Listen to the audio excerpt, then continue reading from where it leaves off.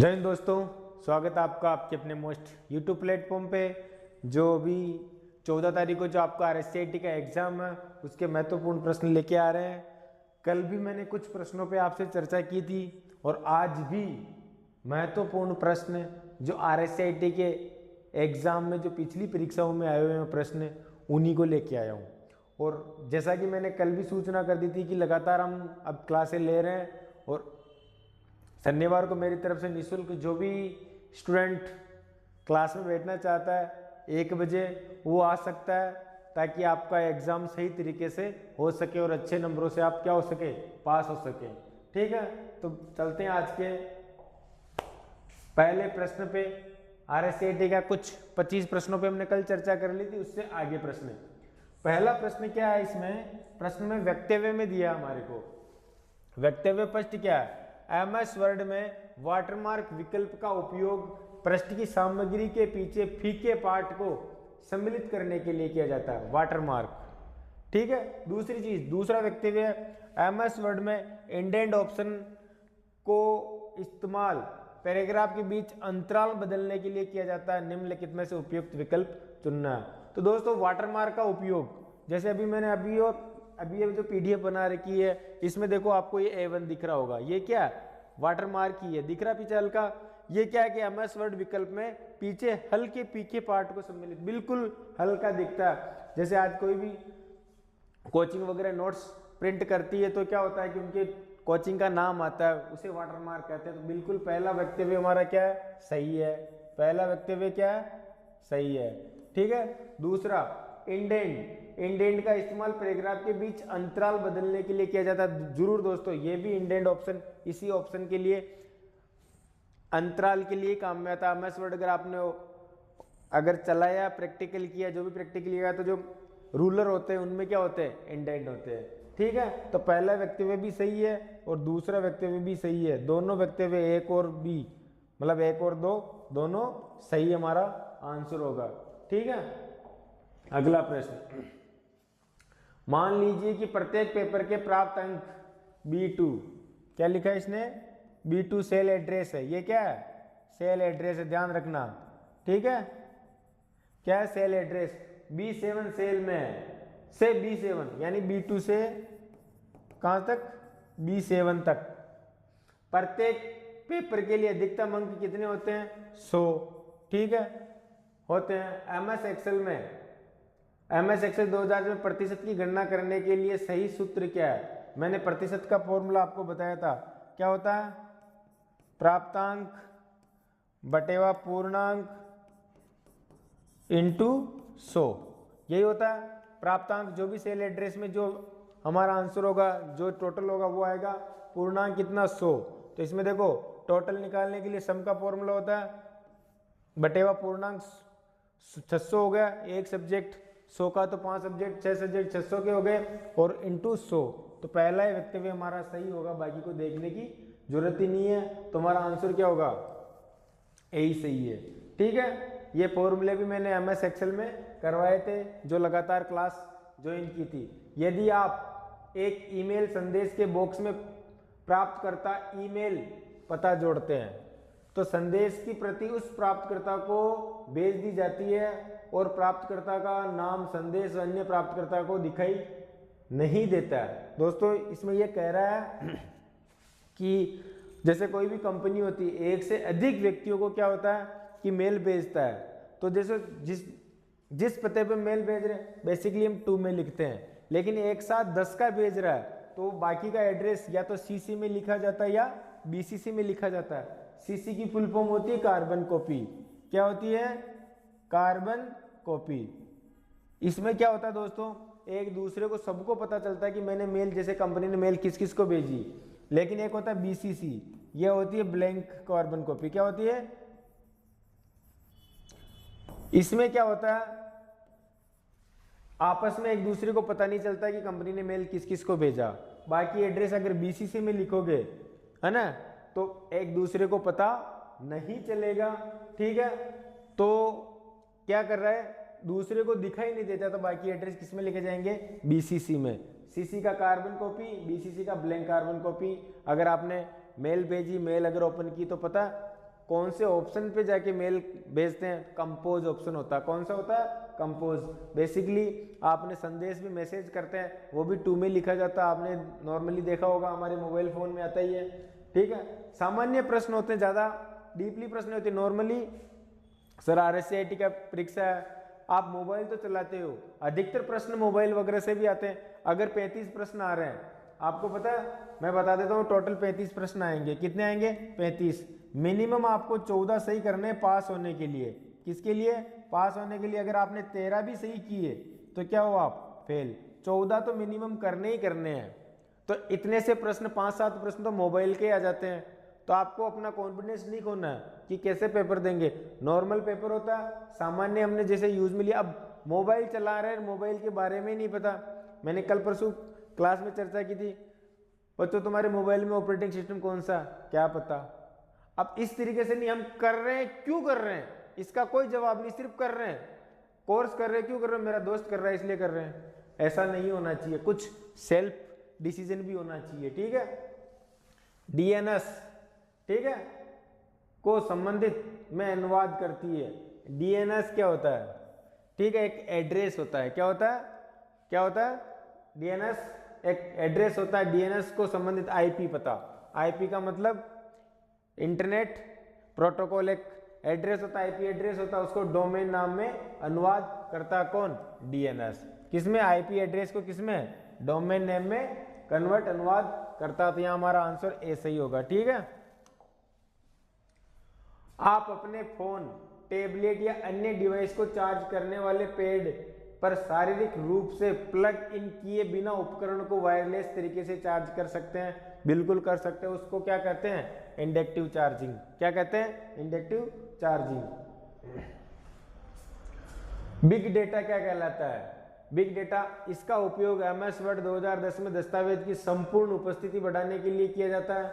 नहीं, ये डेटा का एक सेट है। बिल्कुल, ये डेटा का एक सेट है जो इतने विशाल और जटिल है कि परंपरागत डेटा प्रोसेसिंग एप्लीकेशन सॉफ्टवेयर या उनसे निपटने के लिए अपर्याप्त होते हैं।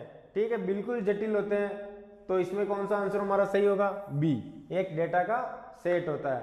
ठीक है, आगे पढ़ने की जरूरत ही नहीं। अगला प्रश्न, ई मित्र पोर्टल के माध्यम से निम्नलिखित में से कौन सी सेवाओं का लाभ उठाया जा सकता है? अब ई मित्र पे आप नॉर्मली जाते हो, किस किस के लिए? आधार कार्ड अपडेट करना, ई मित्र पे जाओ। कोई फॉर्म भरवाते हैं, ई मित्र पे जाओ। पैन कार्ड बनवाना, ई मित्र पे जाओ। बिल्कुल, लाइट बिल का भुगतान ई मित्र से होता है। प्रमाण पत्र के लिए आवेदन, जन्म प्रमाण पत्र हो, मृत्यु प्रमाण पत्र हो, है कोई भी मैरिज सर्टिफिकेट हो, सब बनवाने के लिए हम ई मित्र पे जाते हैं। शिकायत दर्ज भी वहाँ होती है, FIR वगैरह जो भी अगर आप करना चाहते हो, तो ये सभी ई मित्र के माध्यम से हो सकता है। ठीक है, MS पावरपॉइंट में शुरू से ही स्लाइड को शो करने की शॉर्टकट की क्या होती है? स्टार्टिंग स्लाइड के लिए क्या होती है? शिफ्ट के साथ F5। और जैसे 10 स्लाइडें बनाई है और करंट स्लाइड के लिए क्या होती है? Shift plus F5। ठीक है, ये नॉर्मली मैंने क्लास में बता रखा था आपको। अगला प्रश्न, MS एक्सेल में कॉपी किए बिना सेल या रेंज को पेस्ट करने की शॉर्टकट की कुंजी क्या होती है? आपको पता है, कट की क्या होती है? कट की होती है Ctrl+X। कॉपी की क्या होती है? Ctrl+C। किसकी? कॉपी की। और पेस्ट की क्या होती है? Ctrl+V। तो इसके लिए क्या, किसके लिए पूछा? पेस्ट करने के लिए तो Ctrl+V। ठीक है, ये C तो कॉपी की होती है, X कट की होती है, Ctrl+A किसकी होती है? All select. किसकी होती है? ऑल सिलेक्ट की होती है। ये किसकी होती है? पेस्ट की। ये मैंने नॉर्मली आपको बताया था। ठीक है, अगला प्रश्न, नया दस्तावेज या विंडो खोलने की शॉर्टकट की क्या होती है? अगर आपको नया दस्तावेज खोलना, नई फाइल को ओपन करनी, तो Ctrl+O होता है। क्या होता है? New file. किसके लिए? न्यू फाइल के लिए। Ctrl+S किसकी होती है? सेव की। किसकी होती है? सेव की। अगर सेव एज होता तो F12 है। क्या होती है? F12 है। Ctrl+N न्यू फाइल की होती है, सॉरी Ctrl+O फाइल को ओपन करने की। ओपन फाइल की, ठीक है, न्यू फाइल, ठीक है। और कंट्रोल प्लस पी किसकी होती है? प्रिंट की। तो किसके लिए पूछा इसने? विंडो नया दस्तावेज खोलने के लिए कंट्रोल प्लस ओ होती है। क्या होती है? Control plus O. नया दस्तावेज खोलने के लिए, नया न्यू फाइल लेने के लिए कंट्रोल प्लस एन होती है। कंफ्यूजन कैसे हो गया भाई? न्यू फाइल के लिए कंट्रोल प्लस एन होती है, और पुरानी ओल्ड फाइल को, ठीक है, ओल्ड फाइल को ओपन करने के लिए कंट्रोल प्लस ओ होती है, ठीक है। MS पावरपॉइंट 2010 में एनिमेशन फलक का उपयोग किया जाता है। आप वर्तनी और व्याकरण की जांच करने के लिए बिल्कुल नहीं, इसके लिए क्या होती है? F7। क्या होती है? F7 होती है। आप स्लाइड पट लागू एनिमेशन की सूची, आप स्लाइड प्रिंट करने के लिए बिल्कुल, स्लाइड पर आप कोई भी टेक्स्ट होते हैं उनमें एनिमेशन डालने के लिए जो ऑप्शन होता है वो एनिमेशन फलक होता है। नाम घूम के आ रहा, उड़ के आ रहा, ये सारी चीजें आप नॉर्मली करते रहते हो, ठीक है।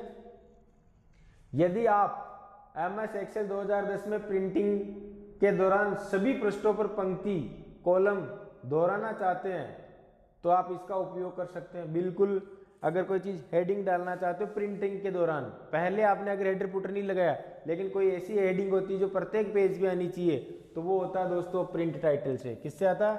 Print title. कंट्रोल P करने के बाद एक प्रिंट डायलॉग बॉक्स ओपन होता है, उसमें ये प्रिंट सेटिंग में ऑप्शन आता है प्रिंट टाइटल, तो जो भी आपकी हेडिंग होगी प्रत्येक पेज पे आ जाएगी, ठीक है।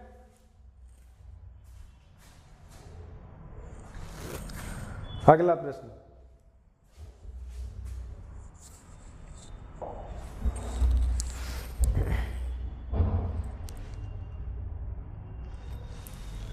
MS एक्सेल 2010 में चार्ट के प्लग, MS एक्सेल 2010 में चार्ट के प्लॉट क्षेत्र में प्रदर्शित क्षैतिज रेखाओं को क्या कहा जाता है? MS एक्सेल में प्लॉट में क्षेत्र प्रदर्शित क्षैतिज रेखाओं को क्या कहा जाता है? तो उनको कहा जाता है ग्रिड लाइन। और कल मैंने इसका शॉर्ट वीडियो भी डाला था चार्ट का, यूट्यूब पे आप शॉर्ट में जाके देखे, पूरा चार्ट के बारे में आपको वीडियो डाल रखा है, पढ़ो नहीं तो वो आपकी इच्छा है। MS एक्सेल 2010 में उपयोगकर्ता या तो व्यू में एक टेबल बना सकता है। तो किसमें?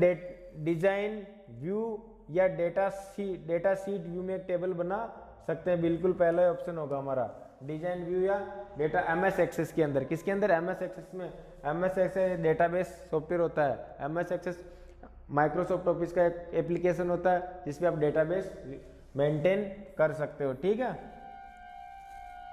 अगला प्रश्न है, MS एक्सेल 2010 में सेल एड्रेस का सही उदाहरण है 114.5AZ।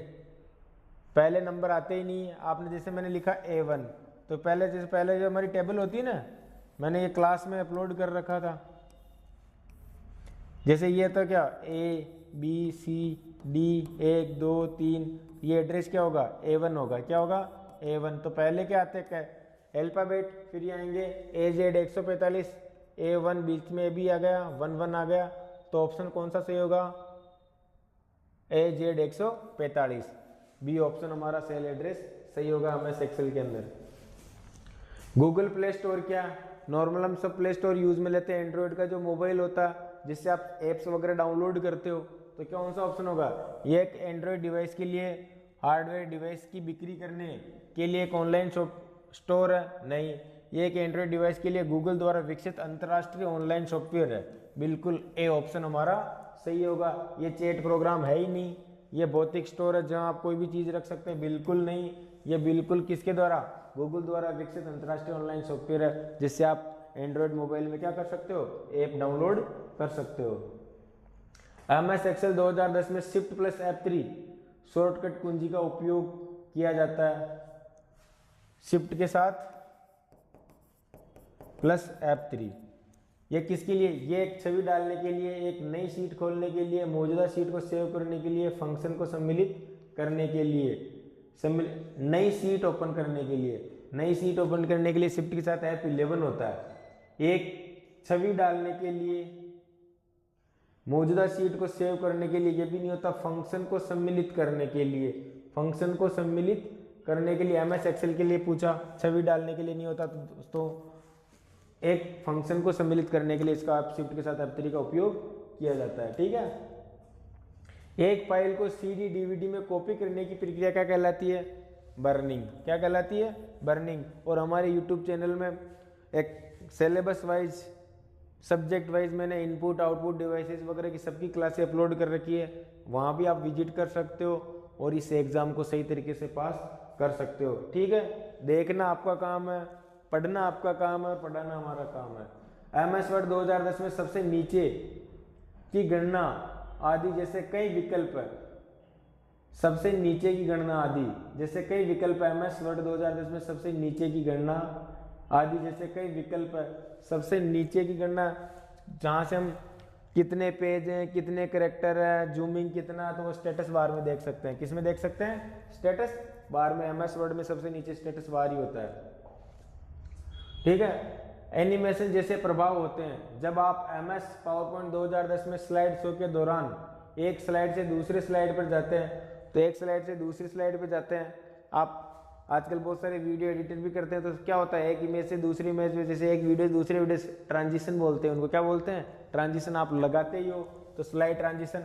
दोस्तों ये चीज़ें नॉर्मल आप यूज में ले रहे हो, सिर्फ पता है कि हम क्या यूज में ले रहे हैं। अगर इस चीज़ों का अगर पता चल जाए तो बिल्कुल स्लाइड ट्रांजिशन होता है। ठीक है, और किसी इमेज पर, किसी टेक्स्ट पर अगर घूमते हुए ऐसे नाम हम डालते हैं, छवि डालते हैं, तो उनको बोलते हैं एनिमेशन। क्या बोलते हैं? एनिमेशन। ईमेल स्पैम किसे कहा जाता है? ईमेल के बारे में प्रश्न। स्पैम ईमेल, जहां हमारी कौन सी अवांछित मेलें आती है जो हमारे उपयोग की नहीं होती है। अगर ऐसी मेल आ जाती है उसको किस में डाल सकते हो आप? स्पैम में डाल सकते हो। तो इसे जंक मेल या अवांछित बल्क ईमेल के रूप में जाना जाता है।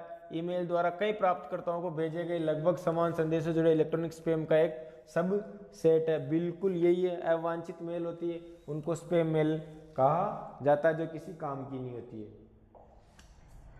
निम्नलिखित में से कौन सा एप्लीकेशन सॉफ्टवेयर डेटा प्रबंधन सिस्टम से निकटतम संबंधित है? बिल्कुल MS एक्सेस। मैंने बोला था MS एक्सेल आप काउंटिंग गणनाएं वगैरह कर सकते हो। MS वर्ड में दस्तावेज एप्लीकेशन वगैरह लिख सकते हो, लेकिन आप अगर किसी का रिकॉर्ड मेंटेन करना चाहते हो तो MS एक्सेस एक सॉफ्टवेयर होता है माइक्रोसॉफ्ट ऑफिस का। ठीक है, तो किसमें मेंटेन कर सकते हो? इसमें टेबल बना के डेटाबेस एक्सेस कर सकते हो। 1 किलोबाइट के बराबर है। देखो ये मेमोरी नापने की इकाई, सबसे छोटी इकाई क्या होती है? बिट। बताया मैंने। इससे बड़ी क्या होती है? निब्बल। ठीक है, इसके बाद क्या होती है? बाइट, है ना। इसके बाद क्या होती है? KB यानी किलोबाइट। इसके बाद MB, इसके बाद GB, इसके बाद TB। यहाँ तक आपको RSAT में वैसे ये TB, पेटाबाइट और होता है। बिट 0 और 1 होता ही है। निब्बल में कितने बिट होते हैं? एक निब्बल के अंदर 4 बिट होंगे। क्या होंगे? 4 बिट। ठीक है, एक बाइट में क्या होते हैं? 8 बिट होंगे। कितने बिट होंगे? 8 बिट। एक KB में कितने बाइट होंगे? बाइट 1024। क्या होंगे? बाइट होंगे। ठीक है, एक MB में 1024 क्या होंगी? KB यानी किलोबाइट। ये मैंने पढ़ाया था। मेरी आप मेमोरी की जो मेरी वीडियो क्लास उसमें जाके विजिट कर सकते हो और बता सकते हो। तो इसमें किसके लिए पूछा? 1 किलोबाइट के बराबर है 1 किलोबाइट। 1 किलोबाइट KB 1024 बाइट के बराबर है। 1024 बाइट के बराबर है। वक्तव्य का प्रश्न है, ऑप्टिकल फाइबर डेटा संचारित करने के लिए ग्लास यानी या प्लास्टिक धागे का उपयोग कर सकते हैं। वक्तव्य, ट्विस्टेड पेपर तार में क्रॉस टॉक और इलेक्ट्रोमैग्नेटिक प्रेरणा को कम करने के लिए 2 तारों को एक दूसरे से आपस में मोड़ दिया जाता है। बिल्कुल दोस्तों, ये फाइबर जो हम नेट कनेक्शन बनाते हैं वो केबल्स आती है, तो हमारे दोनों वक्तव्य ऑप्टिकल फाइबर डेटा संचारित करने के लिए ग्लास या धागे का उपयोग करती, बिल्कुल करती है। ट्विस्टेड पेपर तार को में क्रॉस टॉक और इलेक्ट्रोनिक मैग्नेटिक प्रेरणा को कम करने के लिए 2 तारों को एक दूसरे से आपस में मोड़ दिया जाता है। बिल्कुल वक्तव्य A और वक्तव्य 2 दोनों क्या हमारे सही हैं। ठीक है, ई मित्र पोर्टल के माध्यम से निम्नलिखित में से कौन से दस्तावेज के लिए आवेदन किया जा सकता है? आधार कार्ड के लिए, ड्राइविंग लाइसेंस के लिए, मतदाता पहचान पत्र के लिए, सबके लिए आवेदन कर सकते हैं। ठीक है। MS पावरपॉइंट 2010 में वर्तमान स्लाइड में स्लाइड शो करने की शॉर्टकट की कुंजी क्या होती है? F5 होती है। प्रश्न दोबारा आ गया। ठीक है। अगला प्रश्न, MS पावरपॉइंट 2010 में नई स्लाइड बनाने की शॉर्टकट कुंजी, न्यू स्लाइड लेनी है। देखो Ctrl+M न्यू स्लाइड की होती है, न्यू स्लाइड की शॉर्टकट की Ctrl+M होती है, और न्यू फाइल की मैंने बताया था Ctrl+N होती है। ये सेव की होती है, प्रिंट की होती है Ctrl+M हमारा। और डुप्लीकेट स्लाइड की, अगर डुप्लीकेट स्लाइड लेनी होती है तो CTRL Ctrl+D हमारा आंसर होगा। ठीक है। MS एक्सेल 2010 में चयनित सेल या रेंज को काटने के लिए शॉर्टकट की कुंजी, किसी भी टेक्स्ट को कट करना, जैसे आपने किसी को सिलेक्ट कर लिया उनको काटना तो Ctrl+X है ना, कट करने के लिए। बाकी सिंपल शॉर्टकट की मैंने आपको बता रखी है। ठीक है। MS वर्ड 2010 में अंतिम पूर्ववर्ती कार्यवाही के लिए फिर से करने के लिए शॉर्टकट की कुंजी क्या होती है? अगर आपसे फाइल बना रहे हो, आगे चले गए, गलती से डेटा डिलीट हो गया तो वापस लाना चाहते हो, फाइल को बंद नहीं की उससे पहले अनडू और रीडू, ये होता है ऑप्शन। ये चित्र आता है, इसको बोलते हैं अनडू। ठीक है। अनडन भी बोल सकते हो, और ये होता है रीडू। ठीक है। इसकी तो Ctrl+Z होती है, और इसकी क्या होती है? Ctrl+Y। रीडू की Ctrl+Y और अनडू की Ctrl+Z। तो क्या होती है? Ctrl+Z हमारा आंसर होगा। ठीक है। फाइल एक्सप्लोरर या फाइल मैनेजमेंट खोलने के शॉर्टकट कुंजी क्या? फाइल एक्सप्लोरर फाइल मैनेज को खोलने के लिए दोस्तों, आप फाइल मैनेजमेंट को खोलना है तो उसकी जो शॉर्टकट की होती है, विंडो की शॉर्टकट की पूछा, Ctrl+E होगा। क्या होगा? Ctrl+E। ठीक है। इस चीज का विशेष तौर से ध्यान रखना। ये फाइंड की होती है। किसकी होती है शॉर्टकट की? फाइंड की। अरे एक बटन होता है इसमें रिप्लेस, रिप्लेस की क्या होती है? Ctrl+H। ठीक है। अगला प्रश्न, विंडोज में टास्क मैनेजमेंट खोलने की शॉर्टकट की कुंजी क्या? टास्क मैनेजमेंट, कोई फाइल हैंग हो गई, बंद नहीं हो रही है तो Ctrl+Alt+Delete दबाओ। क्या दबाओ? Ctrl+Alt+Delete दबाओगे तो टास्क मैनेजमेंट आपका ओपन हो जाएगा। ठीक है। ऑल्ट के साथ F4, ये एग्जिट यानी बाहर आने की शॉर्टकट की कुंजी होती है। ठीक है। कंप्यूटर को शट डाउन करने के लिए भी ये शॉर्टकट की काम में आती है। कंप्यूटर सिस्टम पर संवेदनशील डेटा को सुरक्षित और संरक्षित करने के लिए निम्नलिखित में से कौन सी विधि का उपयोग किया जाता है? बिल्कुल एनक्रिप्शन ऑप्शन होता है। क्या होता है? हमारा डेटा क्या हो, सिक्योर पड़ा रहे तो क्या कर लो? एनक्रिप्ट कर लो उनको। ठीक है। निम्नलिखित में से कौन सा एक इनपुट डिवाइस का उदाहरण है? इनपुट डिवाइस, मैंने पूरी इनपुट और आउटपुट की क्लास अपलोड कर रखी है, जाइए विजिट करिए और वहां से देखिए। बिल्कुल यहाँ से इनपुट कौन सा होता है? प्रिंटर आउटपुट होता है, स्कैनर इनपुट होता है। क्या होता है? स्कैनर इनपुट होता है, स्पीकर आउटपुट होता है। ठीक है। और मॉनिटर भी क्या होता है? आउटपुट होता है। ठीक है। और प्रिंटर भी क्या होता है? तो सिर्फ इनपुट पूछा तो स्कैनर इनपुट होता है। ठीक है। माइक्रोसॉफ्ट एक्सेल में निम्नलिखित में से कौन सी एक विशेषता जिसका उपयोग स्प्रेडशीट में डेटा पर गणना करने के लिए किया जाता है? कैलकुलेशन करने के लिए, जोड़ने के लिए, इनके लिए किया जाता है। तो फॉर्मूले, किससे? फॉर्मूले से उनका उपयोग किया जाता है।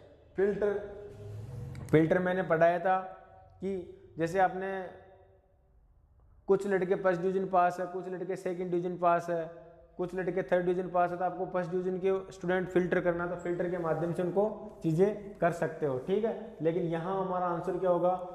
फॉर्मूला। ठीक है। निम्नलिखित में से कौन सा एक प्रकार का सॉफ्टवेयर है जिसका उपयोग इंटरनेट ब्राउज के लिए किया जाता है? कौन सा एक प्रकार का सॉफ्टवेयर इंटरनेट ब्राउज के लिए किया जाता है, इंटरनेट चलाने के लिए किया जाता है? तो वेब ब्राउजर। कल की क्लास में मैंने पढ़ा था वेब ब्राउजर बहुत सारे होते हैं, नेट चलाने का सॉफ्टवेयर होता है। विंडोज में निम्नलिखित में से कौन सी उपयोगिता है जिसका उपयोग अनावश्यक फाइलों को साफ करने और सिस्टम प्रदर्शन की अनुकूलित करने के लिए किया जाता है? तो कौन सा ऑप्शन होता है? उपस्थित, जिसका उपयोग अनावश्यक फाइलों को साफ करने और सिस्टम प्रदर्शन को अनुकूल करने के लिए किया जाता है। तो टास्क मैनेजमेंट, Ctrl+Shift+Delete, अभी मैंने शॉर्टकट की भी आपको बताई थी। ठीक है। कीबोर्ड पर फंक्शन कुंजियों की कुल संख्या कितनी होती है? टोटल कीबोर्ड में 104 बटन होते हैं, मैंने बताया था। फंक्शन कुंजियां कितनी होती है? 12। ठीक है। दो प्रकार के आउटपुट डिवाइस है, कीबोर्ड और mouse. Keyboard mouse input device होते हैं। विंडोज 2000 में विंडोज एनटी, ये तो ऑपरेटिंग सिस्टम होता है। फ्लॉपी डिस्क और सीडी ये स्टोरेज डिवाइस होते हैं। मॉनिटर और प्रिंटर दोनों आउटपुट डिवाइस होते हैं। ठीक है। MICR में सी के लिए क्या होता है? सी एक कैरेक्टर होता है। MICR magnetic ink character reader. Magnetic ink character reader जो चेक बुक हमारी जो चेक होती है उसमें ये कोड होते हैं, इन्हें MICR कहते हैं। और उनमें जो सी का मतलब होता है कैरेक्टर। क्या होता है? कैरेक्टर। किसी विशिष्ट कार्य करने के लिए दूसरी कुंजी के साथ संयोजन में किस कुंजी का उपयोग किया जाता है? दूसरी कुंजी के साथ संयोजन के लिए किस कुंजी का उपयोग किया जाता है? तो दोस्तों कंट्रोल। कोई भी कंट्रोल कभी कॉम्बिनेशन की होती है, कंट्रोल शिफ्ट और ऑल्ट, है ना। ये सिंगल यूज में नहीं जाती, हेल्प के लिए काम में आती थी। यहाँ हमारा ऑप्शन क्या होगा? कंट्रोल। ठीक है। USB की फुल फॉर्म क्या होती है? Pen drive. यूनिवर्सल सर्विस बस या सीरियल बस भी कर सकते हो। यूनिवर्सल सीरियल बस कहाँ हो गए? यूनिवर्सल सीरियल बस। ठीक है। विंडोज 10 में स्नैप असिस्टेंट का उपयोग है। स्नैप खोलने के लिए, स्क्रीनशॉट लेने के लिए, एक स्क्रीन पर एक से अधिक विंडो रन करवाना, बिल्कुल स्क्रीन शॉट लेने के लिए। ठीक है। एक सर्च इंजन द्वारा सूचनाओं को खोजने के लिए किसका उपयोग किया जाता है? सूचनाओं को खोलने के लिए वेब क्रॉलिंग, स्पाइडर का किया जाता है, इंडेक्सिंग का किया जाता है, सर्चिंग का किया जाता है। ठीक है। बिल्कुल सभी का उपयोग किया जाता है। ईमेल संप्रेषण में प्रयोग में आने वाले BCC का विस्तृत रूप क्या? मैंने अभी बोला ब्लैंक कार्बन कॉपी। यहाँ लिख रखा ब्लैंक कार्बन कॉपी, एक दूसरे के ब्लैंक होता है ना, ब्लैंक कार्बन कॉपी, एक दूसरे के पास मेल नहीं जाती है। ठीक है। अगला प्रश्न, प्रेजेंटेशन में स्लाइड शो शुरू करने के लिए कुंजी दबाएं। स्लाइड शो मेनू में व्यू विकल्प का चयन करें। स्लाइड शो मेनू से रिसर्च टाइम का चयन करें। विकल्प A या B का चयन करें। स्लाइड शो शुरू करने के लिए स्लाइड शो मेनू में व्यू शो विकल्प का चयन करें। ठीक है। और शिफ्ट के साथ F5 या शिफ्ट के साथ F5। ये हमारे कुछ महत्वपूर्ण प्रश्न थे RSCT के। एक बार और सूचना, शनिवार को मैराथन के साथ हम उपस्थित होंगे क्लास में। आपकी जितनी भी क्वेरीज होगी उन पे जरूर सॉल्यूशन करूंगा आपकी क्वेरीज का। और जुड़े रहिए हमारे चैनल से, इसी प्रकार आपको प्रश्न मिलते रहेंगे। जय हिंद, धन्यवाद।